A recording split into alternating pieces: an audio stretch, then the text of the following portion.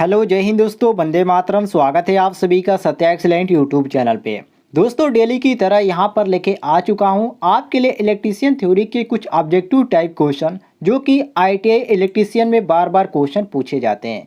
तो दोस्तों यदि आप आईटीआई इलेक्ट्रीशियन के छात्र हैं तो आप वीडियो को कंप्लीट देखिएगा। चलिए यहाँ पर हम शुरू करते हैं क्वेश्चन नंबर 1 से। पहला क्वेश्चन है कि एक श्रेणी आरएल परिपथ में पूर्ति सप्लाई वोल्टता 5 वोल्ट है। अगर आर की वोल्टता 3 वोल्ट हो तो एल के आर पार कितनी वोल्टता होगी। तो चलिए दोस्तों इसको हम सॉल्व कर लेते हैं। देखिए एक श्रेणी जो आपसे पूछ रहा है आरएल परिपथ है। मान लीजिए दोस्तों आपके पास एक आरएल परिपथ है, एक आपका हो गया आर और दूसरा आपका हो गया एल। ये आपका क्या है, एक परिपथ है, मतलब कि ये आपका आर का यहाँ पर एक परिपथ है। ठीक है, ये कुछ इस तरह है, ये रहा आपका। और क्या कह रहा है कि 5 वोल्ट है, इसकी जो सप्लाई है कितना है 5 वोल्ट। तो यहाँ पर आपसे दी जाती है सप्लाई, जो कि यहाँ पर हम देंगे सप्लाई इसको 5 वोल्ट से। ठीक है, आप यहाँ से पूछ रहा है कि अगर आर की वोल्टता 3 वोल्ट है, मान लीजिए एक आर की वोल्टता आपकी 3 वोल्ट है और दूसरे की 4 वोल्ट है। यहाँ पर पूछ क्या रहा है कि एल के आर पार वोल्टता 4 वोल्ट होगी। तो यहाँ पर पूछ क्या रहा है कितनी वोल्टता होगी एल के आर पार पूछ रहा है। तो देखिए इसको हम कैसे लगाएंगे।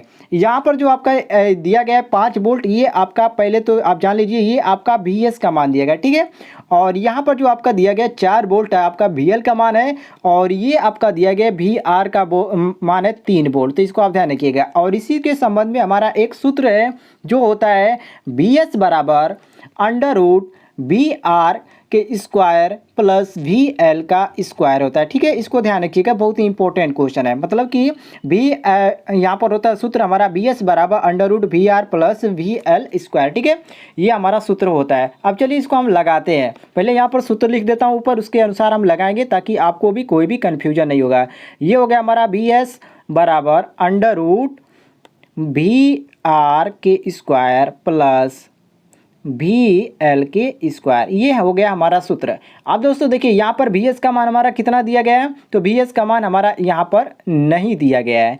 अब दोस्तों देखिए यहाँ पर हम इसको हम करनी को हटाएंगे। ठीक है, तो यहाँ पर वर्क करके हम करनी को हटाएंगे तो यहाँ पर हो जाएगा वी स्क्वायर ऐसा तथा यहाँ पर हो जाएगा, और ये आपका हो जाता है वी आर स्क्वायर, ये आपका अंडर रूट हट जाएगा। ठीक है, क्या हो जाएगा, अंडर रूट हट जाएगा यदि हम स्क्वायर करेंगे तो यहाँ पर हो जाएगा V R square plus V L square हो जाएगा। ठीक है, अब हमको सिर्फ मान रखना है। अब देखिए हमारा यहाँ पर क्या क्या मान दिया गया है, तो हमारा यहाँ पर दिया गया है वी एस का मान और वी आर का मान हमको मालूम है, क्योंकि यहाँ पर हमारा दिया गया जो कि मैंने आपको अभी बताया। तो यहाँ पर हम सिंपली क्या करेंगे, मान रख देंगे। तो मान लीजिए हम डायरेक्ट कर देते हैं, सूत्र पर ही रख देते हैं, कोई दिक्कत नहीं है। मान लीजिए आप सूत्र है, क्या है सूत्र, वी एल बराबर V S square minus V R square. जब आप पक्षांतर करेंगे तो ये हमारा सूत्र क्रिएट हो जाएगा। ठीक है, अब यहाँ पर देखिए वी एस का मान हमारा कितना है 5 वोल्ट दिया गया था, और यहाँ पर हमारा दिया गया था वी आर का मान 3 वोल्ट। तो यहाँ पर स्क्वायर है तो इसको भी हम स्क्वायर करेंगे, इसको भी स्क्वायर करेंगे। ध्यान रखिएगा अंडर रूट में है। ठीक है,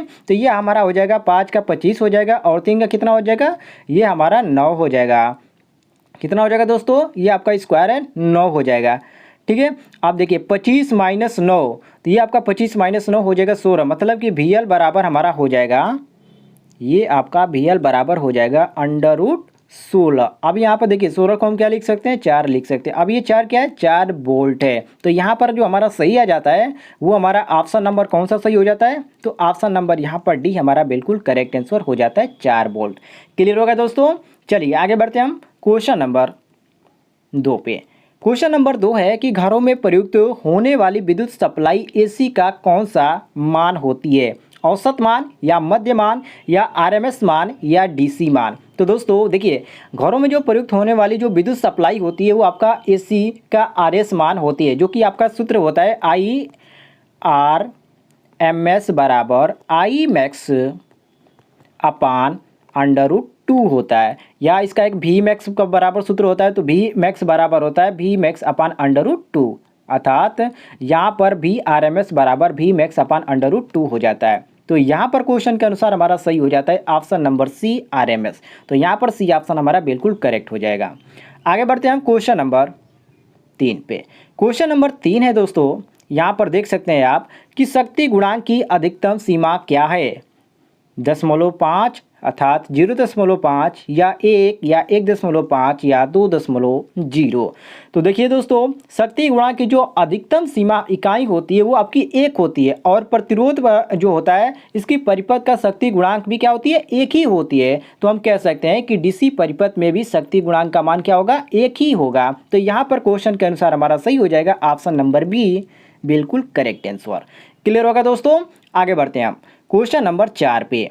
क्वेश्चन नंबर 4 है, एक तरंग का आवर्तकाल है फ्रीक्वेंसी जैसा या एक चक्र पूरा करने के लिए वांछित समय या एम्पियर्स में व्यक्त या उपयुक्त में से कोई नहीं। तो दोस्तों देखिए, एक वेव का जो आवर्तकाल होता है, एक चक्कर पूरा करने के लिए जो वांछित समय लगता है वही हमारा आवर्तकाल होता है। क्यों? क्योंकि दोस्तों आवर्तकाल का जो सूत्र होता है वो आपका होता है T बराबर 1/f। ठीक है, जो आपका f जो है ये आपका चक्र बाई सेकेंड होता है, इसको आप ध्यान रखिएगा। तो T बराबर हो जाता है हमारा सेकेंड अपान चक्र हो जाता है। तो यहाँ पर हम क्वेश्चन के अनुसार मारेंगे ऑप्शन नंबर बी कि एक चक्र पूरा करने के लिए वांछित समय। तो यहाँ पर हमारा बी ऑप्शन बिल्कुल करेक्ट आंसर हो जाएगा। आगे बढ़ते हैं दोस्तों क्वेश्चन नंबर 5 पे। क्वेश्चन नंबर 5 है कि एक कंडक्टर के माध्यम से प्रत्यावर्ती धारा गुजरती है, तब चालक में समान रूप से वितरित होती है या कोर की तुलना में सतह के पास अधिक धारा होती है या कोर की तुलना में सतह के पास कम धारा होती है या सभी धारा कंडक्टर कोर से गुजरती है। वेरी वेरी इंपॉर्टेंट क्वेश्चन है दोस्तों। देखिए, जब एक कंडक्टर के माध्यम से प्रत्यावर्ती धारा गुजरती है तब कोर की तुलना से सतह के पास ही अधिक धारा होती है, इसको आप ध्यान रखिएगा। इसलिए यहाँ पर हम मारेंगे ऑप्शन नंबर बी, बिल्कुल करेक्ट आंसर। क्लियर होगा दोस्तों। यदि आपको वीडियो पसंद आ रहा है, अर्थात हमारे द्वारा जो भी क्वेश्चन आपको बताया जा रहा है, यदि आपको पसंद आ रहा है तो वीडियो पर लाइक कीजिए, और चैनल पे नए होंगे तो चैनल को सब्सक्राइब कीजिए, अर्थात सत्या एक्सीलेंट यूट्यूब चैनल को सब्सक्राइब कीजिएगा। डेली आपको इस तरह की वीडियो मिलती रहेगी। चलिए आगे बढ़ते हैं दोस्तों, क्वेश्चन नंबर 6 पे है। क्वेश्चन नंबर 6 है कि आरएलसी परिपथ के संधारित्र के पार्श्व में अधिकतम विभव होने पर आवृत्ति होगी। ये दोस्तों देखिए, ये आपका सूत्र एक होता है, ठीक है, और उसी के अकॉर्डिंग ये आपका क्वेश्चन पूछा गया है। तो इसका जो होता है सही सूत्र होता है 1/2 पाई होता है, 1/2 पाई, ये आपका अंडर रूट में हो जाता है 1/LC माइनस r² 2l, ये आपका पूरा अंडर रूट में होता है, और इसी को पूछ रहा है। तो हम कह सकते हैं कि आरएलसी परिपथ में संधारित्र के पार्श्व में अधिकतम विभव होने पर जो आवृत्ति होता है 1/2 pi under root 1/LC minus r²/2l² हो गए। क्यों? क्योंकि दोस्तों जब आरएलसी परिपथ में प्रेरकत्व के पार्श्व में अधिकतम होने वाली जो आवृत्ति होती है वो आपका 1/, जब इसको हम करते हैं तो ये हमारा आ जाता है सही कितना, 1/ पूरे का हो जाता है 2 पाई, और ये आपका अंडर रूट में हो जाता है LC माइनस C² r², और इसका 2 हो जाता है। तो ये हमारा सही हो जाता है। तो यहाँ पर हम मारेंगे ऑप्शन नंबर सी, बिल्कुल करेक्ट आंसर। कोई दिक्कत नहीं होगा दोस्तों, ये आपका ऑप्शन नंबर सी ही करेक्ट हो जाएगा। बहुत लोग यहाँ पर बी मारते हैं, लेकिन ये आपका गलत हो जाता है। तो यहाँ पर सी ऑप्शन हम बिल्कुल करेक्ट मारेंगे। चलिए आगे बढ़ते हैं हम क्वेश्चन नंबर 7 पे। क्वेश्चन नंबर 7 है कि एक समान चुंबकीय क्षेत्र में घूमने वाली कुंडली में प्रेरित विद्युत वाहक बल का मान अधिकतम होगा जब कुंडली में बद्ध फ्लक्स अधिकतम हो या बद्ध फ्लक्स के परिवर्तन की दर न्यूनतम हो या बद्ध फ्लक्स के परिवर्तन की दर अधिकतम हो या कुंडली द्वारा फ्लक्स को काटने की दर न्यूनतम हो। तो दोस्तों देखिए, एक समान चुंबकीय क्षेत्र में घूमने वाली कुंडली में प्रेरित विद्युत वाहक बल अर्थात ईएमएफ, जिसको हम इलेक्ट्रोमोटिव फोर्स बोलते हैं, उसका मान फ्लक्स परिवर्तन की दर से सीधे समानुपाती होता है। क्यों? क्योंकि दोस्तों इसका जो अंतर होता है, अतः हम कह सकते हैं कि अगर परिवर्तन की दर अधिकतम होगी तो प्रेरित विद्युत वाहक बल का मान भी क्या होगा, अधिकतम ही होगा। इसलिए यहाँ पर हम मारेंगे ऑप्शन नंबर सी, बिल्कुल करेक्ट आंसर। तो यहाँ पर दोस्तों सी हमारा बिल्कुल करेक्ट आंसर हो जाता है। आगे बढ़ते हैं हम क्वेश्चन नंबर 8 पे। क्वेश्चन नंबर 8 है कि दो प्रत्यावर्ती विद्युत वाहक बलों का मान E1 बराबर दिया गया a sin omega t plus π/4 और यहाँ पर E2 बराबर दिया गया a sin omega t minus π/6। तो दोनों समानों के बीच की कालांतर का मान अंशों में ज्ञात कीजिए। मतलब कि यहाँ पर अंश में आपको मान ज्ञात करने के लिए कह रहा है। तो दोस्तों इसको हम कैसे निकालेंगे, देखिए ये आपका किया दिया गया π/4 दिया गया, तो π/4 जो आपका दिया गया है तो ये आपका 45 अंश हो जाएगा, ठीक है। अर्थात यहाँ पर यदि आपका दिया गया जैसे कि E1 बराबर a sin omega t plus π/4, तो ये आप कितना आ जाएगा, 45 अंश हो जाएगा। जब 180 भागे 4 करेंगे आपका कितना आ जाएगा, तो ये आपका 45 अंश आ जाएगा।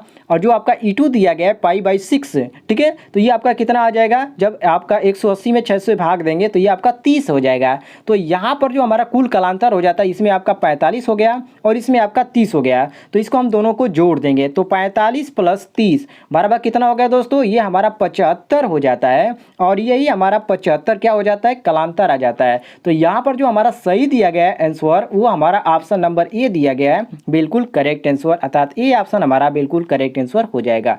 क्लियर होगा दोस्तों। चलिए आगे बढ़ते हैं हम क्वेश्चन नंबर 9 पे। क्वेश्चन नंबर 9 है, परिवेशता का उल्टा होता है। बहुत इजी क्वेश्चन है दोस्तों, आप सभी को मालूम है जो परिवेशता होता है यहाँ पर जिसको हम y से करते हैं, ये आपका होता है 1/z के, अर्थात यहाँ पर जो होता है प्रतिबाधा के क्या होता है, उल्टा होता है जो परिवेशता होता है। अर्थात हम कह सकते हैं कि परिवेशता का उल्टा क्या होता है, प्रतिबाधा होता है।